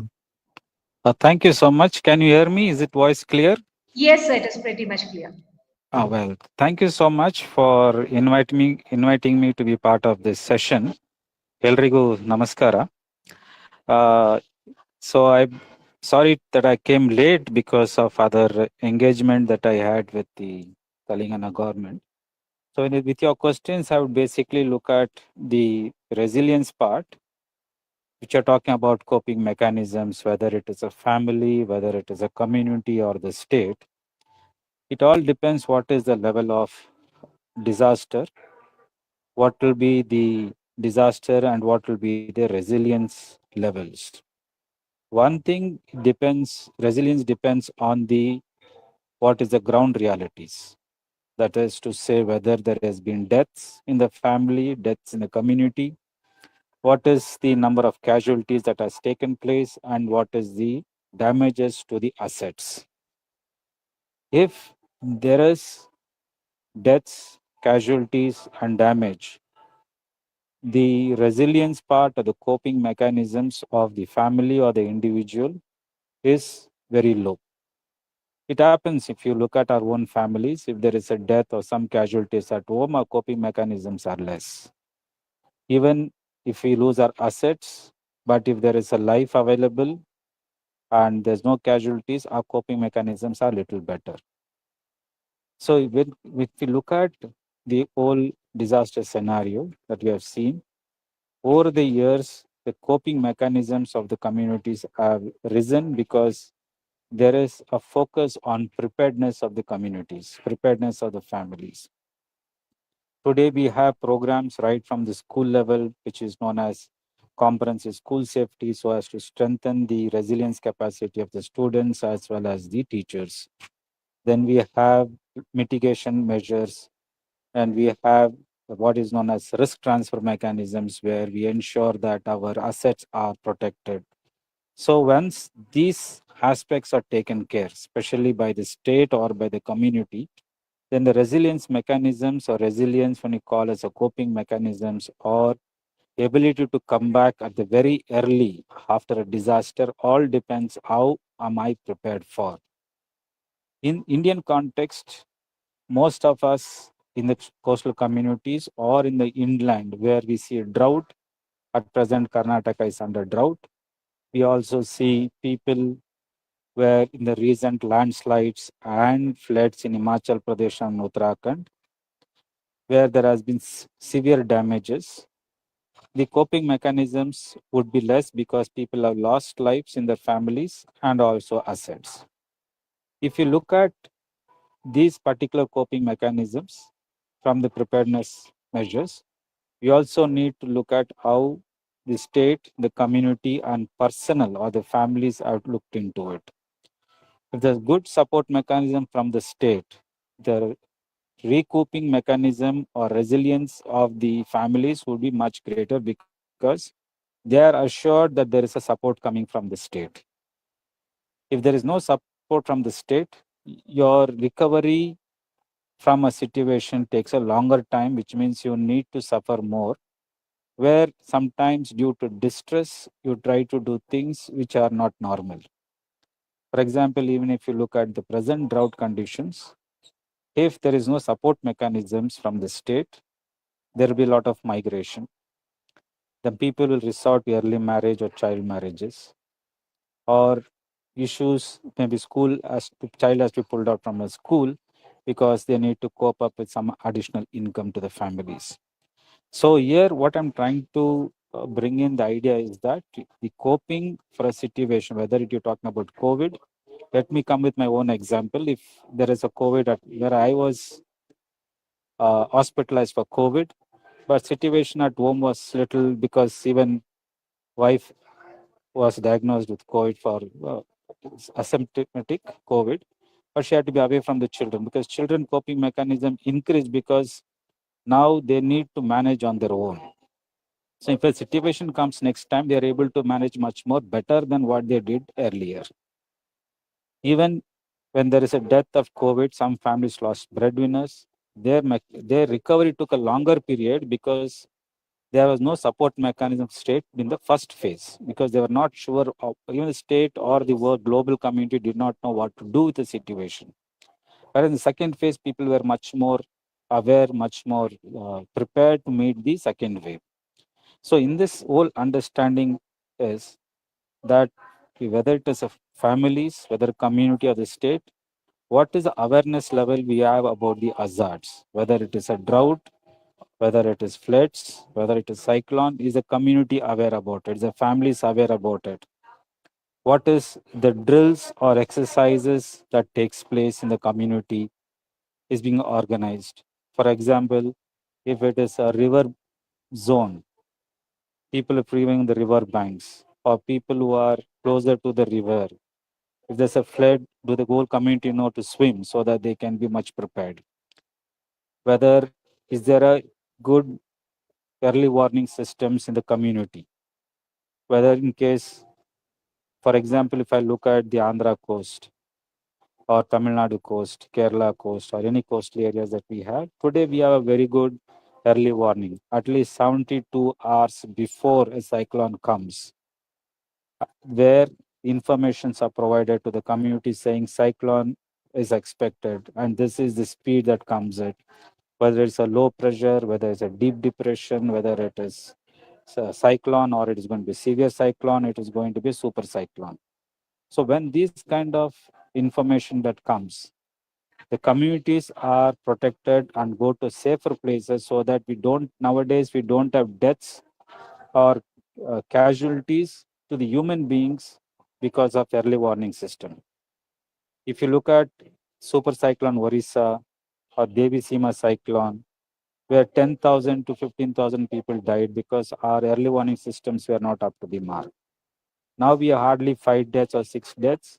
That is not because the state has not responded. It is because of carelessness of the community. They do not want to shift to the shelter rooms. They do not want to move to the camps where arrangements are made.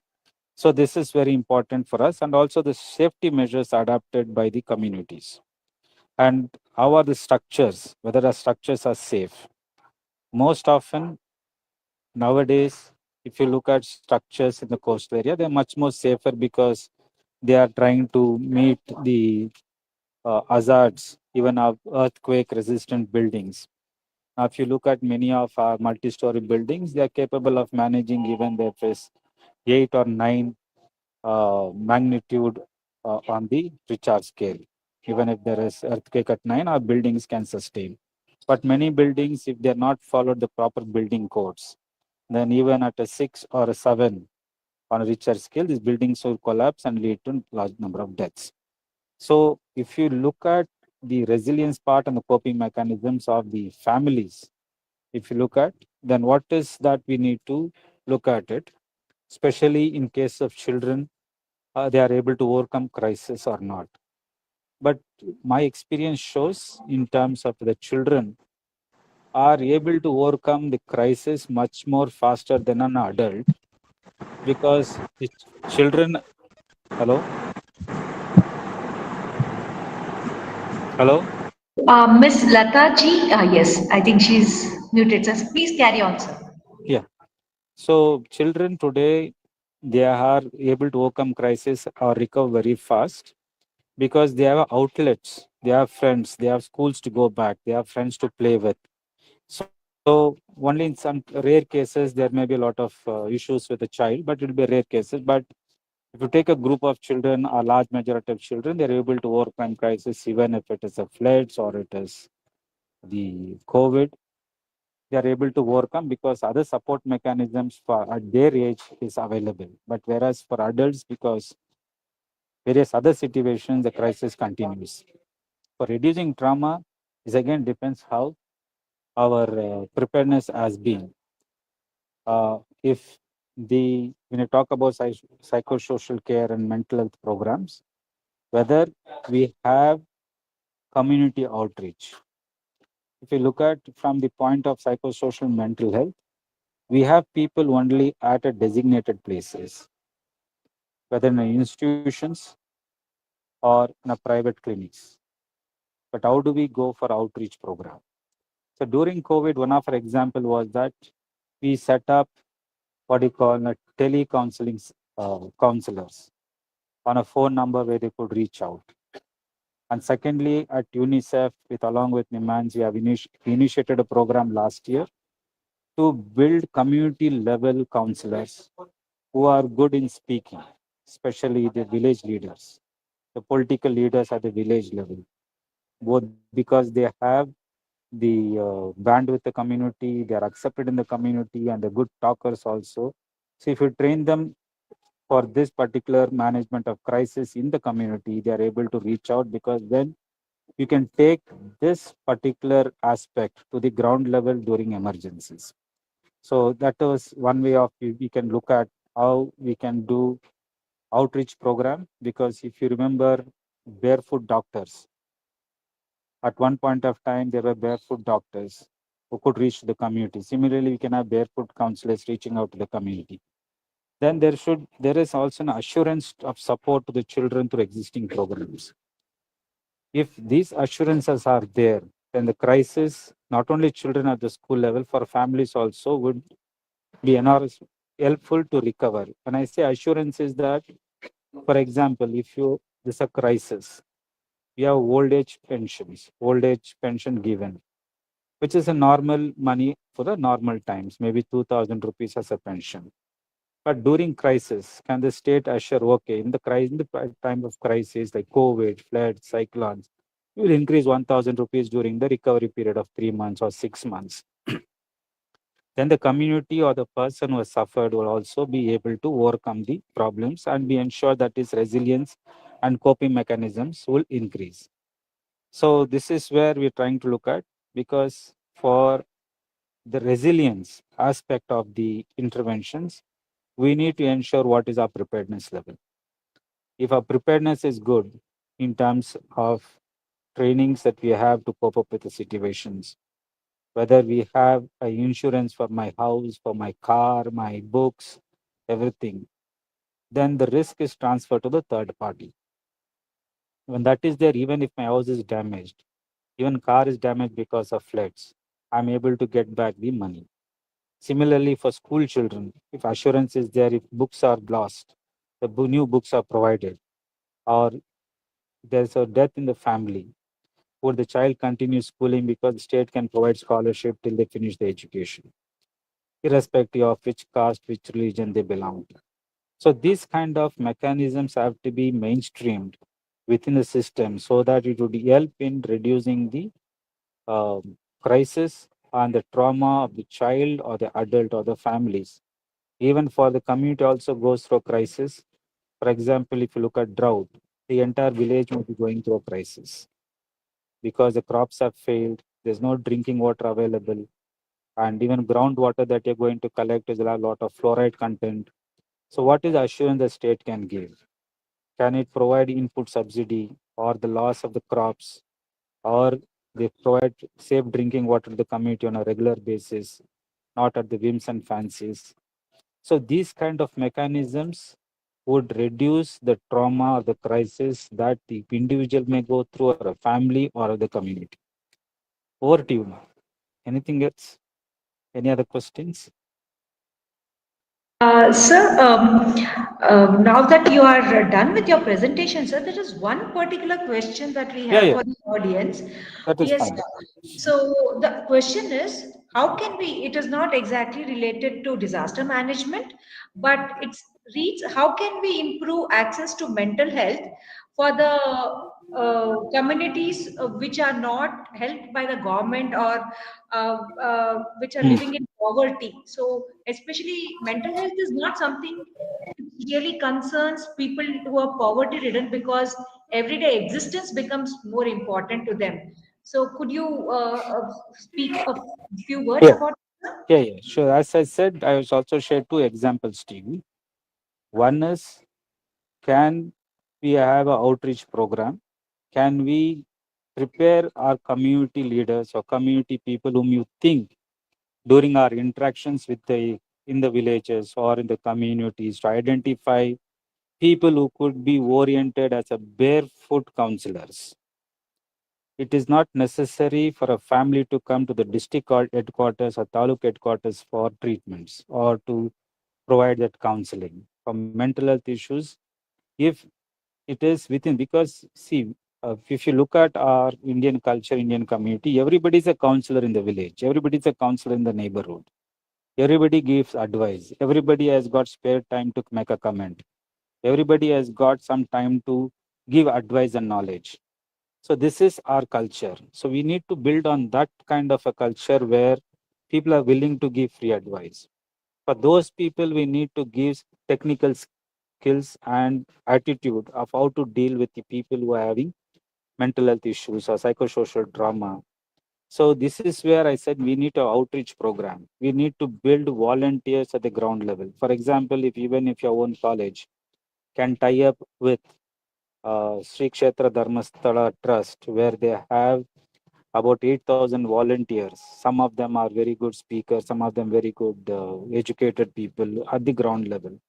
So then you have people from the ground who are in the village to be oriented and trained over a period of time, that they can be our link aspects.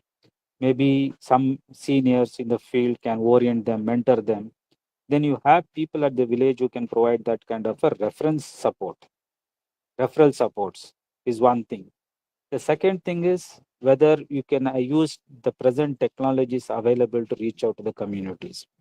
Some may not be willing to expose themselves sharing that their health issues. But there are technologies today which is available for people to link even without knowing who's on the other side to seek help. So these two aspects can be looked into it. The third aspect of addressing community health or thing is, as I said, the crisis comes when your preparedness level at the family level is poor. My crisis will increase, financial crisis will increase if there is a lot of damages to my household.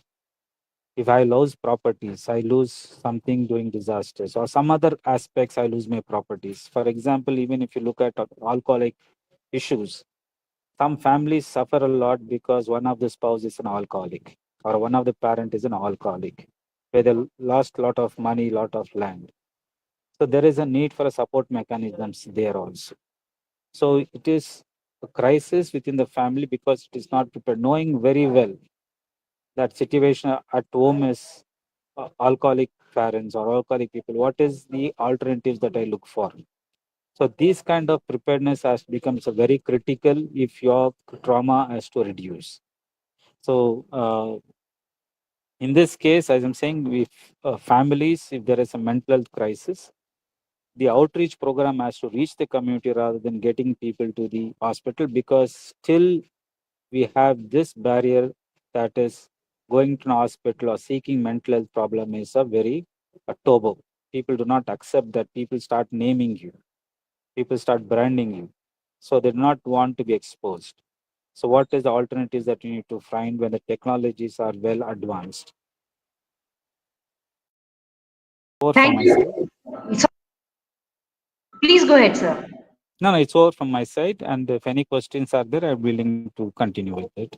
Thank you very much, sir. That was a very insightful sharing that we had from your side. I think there are a few questions which I think Sister Marie Evelyn could answer. Sister, there's a question. How does one counselor distinguish between a person who is genuinely depressed and someone who's just seeking attention? So I think this is something that all new counselors ask for. This is one question. And how can we promote self-care and prioritize mental health on a daily basis? This is another question. So these are the two questions. The first question is regarding how to distinguish a person who is really depressed and someone who is depressed seeking attention. Yes, sister. Now, the kind of behavior manifested by the two will be different. Both may be looking sad. One will be sad no matter how you behave. And the person continues to be sad or depressed because what is it making her depressed? Until you handle that particular cause, or what is it making her sad? Either because of a person, because of a situation, because of this thing, that person will be. Whereas here, the one who is seeking attention, even the counselor does not show any kind of giving any attention, the person will be more sad. And this attention may be from the counselor, or attention from the husband, or attention from the children, or attention from a teacher, whatever it is, you will come to know the kind of change that takes place in the person, because the cause is that person is seeking attention. When you give attention, the person is better. When you don't give attention, the person is. Whereas the real depressed person, until you touch that particular cause, that person will continue to.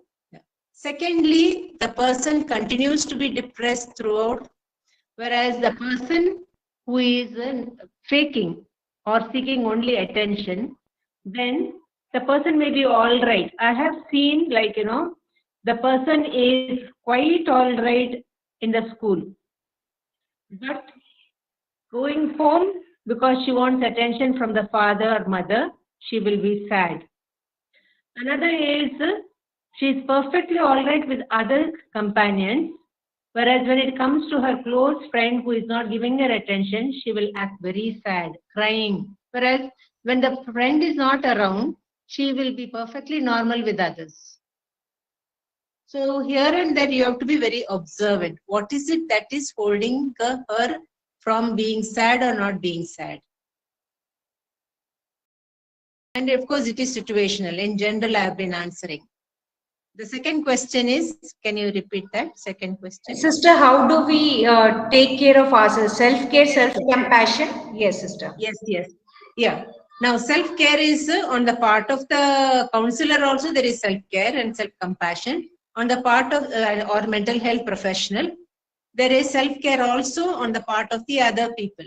Because when there was a point which I did not want to lengthen out. There is I thought of taking self-care is very important to tell even the youngsters or whoever is suffering from mental health issues.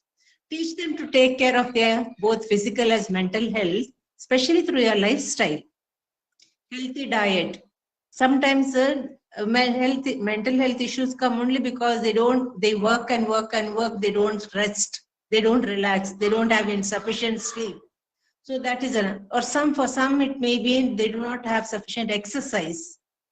And also we have to teach them maybe certain tasks, skills, which can be used in variety of situations. So self-care is really important on both the sides, those who are working as teachers maybe, or because you will have a burnout situation. I'm talking about self-care also on the part of the individual. So self-compassion comes in particularly when you work beyond your capacity. That is the time you must take a break. Thank you very much, sister. What are the different things you can relax? Yes. Yeah. Thank you very much, sister. That is quite insightful. I think especially considering that we have both counselors and people who come from non-psychology background in the group. Thank you very much, sister. To bring a logical and rounded off conclusion to the whole program, the Katil Ashok Pai Memorial College is indeed indebted to Shimoga District Legal Services Authority and the Honorable Judge Shri C.N. Chandan sir for having partnered with us and giving us all the support in conducting the program. May I request Honorable Judge Shri Chandan sir to please give the concluding remark for the session. Thank you, madam. Am I audible? Yes, sir, you are. At the outset, I would like to express my gratitude for Ashok Katil Pai Memorial College for providing me an opportunity to express my views. In fact, this session is an eye-opening session. Lot of information is shared by the expert. Today, as we are celebrating the Mental Health Day, we should accept that there is no health or wealth without mental health. I emphasize, there is no health or wealth without mental health. So, when it comes to the question of mental illness, I don't know whether the term mental illness is defined in any medical books. But if you go through the provisions of Mental Health Act, it defines mental illness as a substantial disorder of thinking, mood, perception, orientation, etc. Here, the term used is substantial disorder. Then a question arises in my mind, what amount of disorder can be considered as substantial? So, even for this reason, if we go through the International Classification of Diseases of World Health Organization, there is a long list showing the classification of mental illness.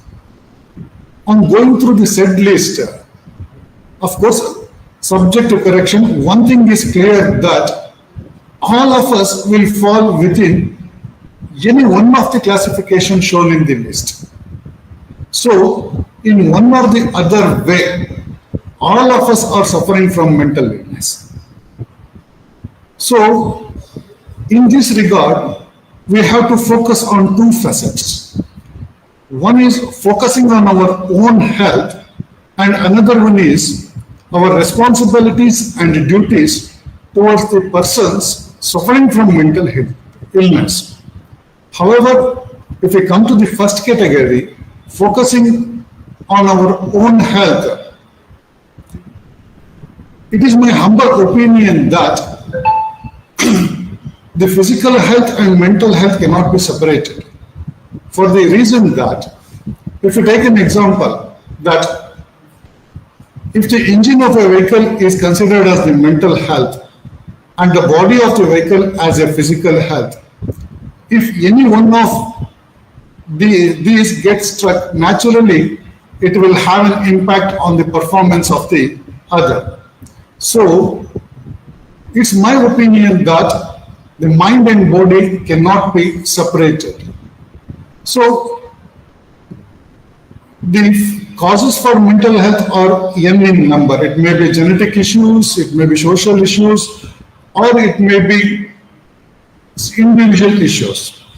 So after going through some of the questions that is posed by the audience, how we can manage stress and other things. Today, no doubt the stress management is one of the major concern because it is affecting the major portion of the population. So one thing, how we can come out of the stress is, we have to eliminate the unessential things.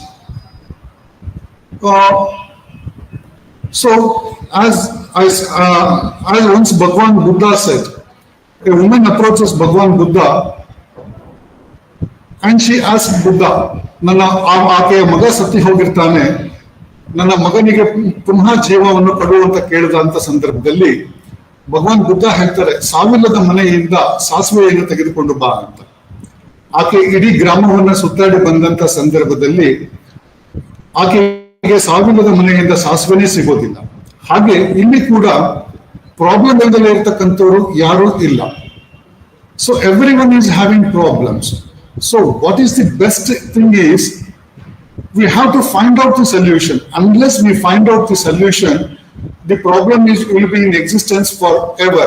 So we should concentrate on finding the solution for a problem. So coming to the maintenance of health, our body is managed by us. We have to accept it. No external mechanism can manage our body. It is only our thoughts.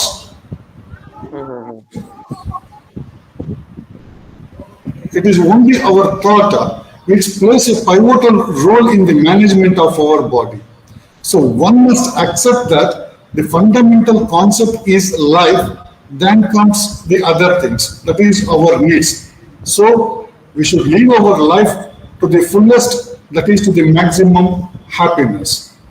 So now coming to the second category about our responsibility towards the person suffering from mental illness, it is my humble opinion that we have got this is the need of the hour for participating and taking active steps in curing the mental illness. So what happens if these active steps are not taken? So I have listed few problems. Of course, it is not exhaustive, but it is inclusive. So if these problems are not handled, it leads to the physical abuse, sexual abuse, grabbing of property, discrimination, stigma, drug abuse, school dropout, teenage pregnancy, etc.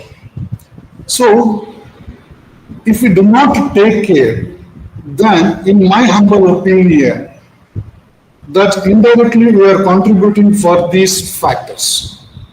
The society has given us everything. So in return, we should give something to the society by serving the society wherever our help is necessary. So as Dr. Karthik said, care should be taken from womb to tomb. when it comes to the question of physical health, we have achieved a lot. But as far as concerned to the mental health, we have not achieved to the satisfaction. There are many reasons for this. One is lack of awareness, lack of family support, desertion, and higher cost of rehabilitation, lack of care at PHC centers, rejection by family members, even by the caretakers, acute shortage of doctors and staff, and even the cured patients are being kept illegally, inhuman handling of patients. So as of now, we have discussed that the proper care should be given, proper treatment should be given, and rehabilitation should be given.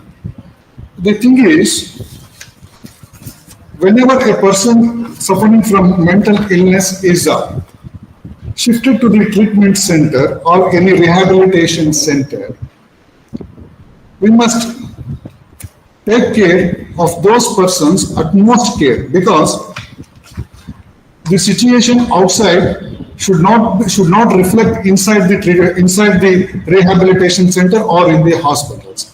Why I am saying this is, as per the report of a National Commission for Women, which was done in the year 2015-16, really the statistics noticed by the Commission is worrying, because it is noticed that 54% is overcrowding, no proper inner garments were provided is 51%, not permitted to wear their own clothes is 47%, inadequate participation in games is 45%, and not providing sanitary pad is 39%. Here, please bear in mind that the person suffering from mental illness, the physical changes will go on take place. So again, these statistics are not providing sanitary pads and no proper toilets 39%, and restrictions in movement is 30%. So if these conditions are found in the treatment center or in the rehabilitation center, then in my opinion, it is not possible to achieve the aim what we are thinking of.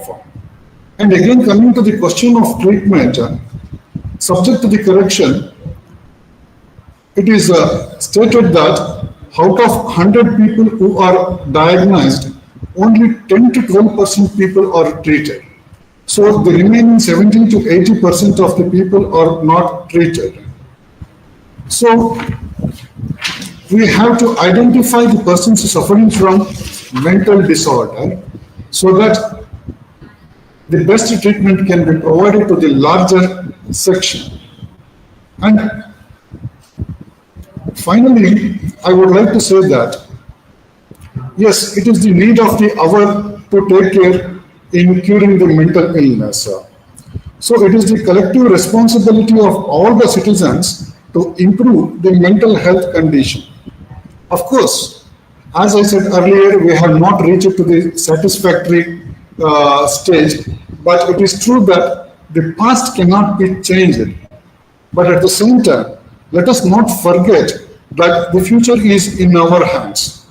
What is required is to make up our mind to eradicate this problem. So the next question that arises, whether we can win this battle. In my opinion, no, because this is a never-ending problem. Unless there is ಎಲ್ಲಿವರೆಗೂ ಈ ಮನುಷ್ಯ ಜೀವ ಅಂತಕ್ಕಂಥದ್ದು ಈ ಧರೆಯಲ್ಲಿ ಇರ್ತದೆ, ಅಲ್ಲಿವರೆಗೂ ಈ ಸಮಸ್ಯೆ ಅಂತಕ್ಕಂಥದ್ದು ಇದ್ದಿದ್ದೆ. ಹಾಗಂದ ಮಾತ್ರಕ್ಕೆ ನಾವು ಕೈ ಚೆಲ್ಲಿ ಕೂರಬೇಕೆ ಅನ್ನೋದಾದ್ರೆ no. We can make the better situation. We can improve the things. So let us make a prompt attempt in face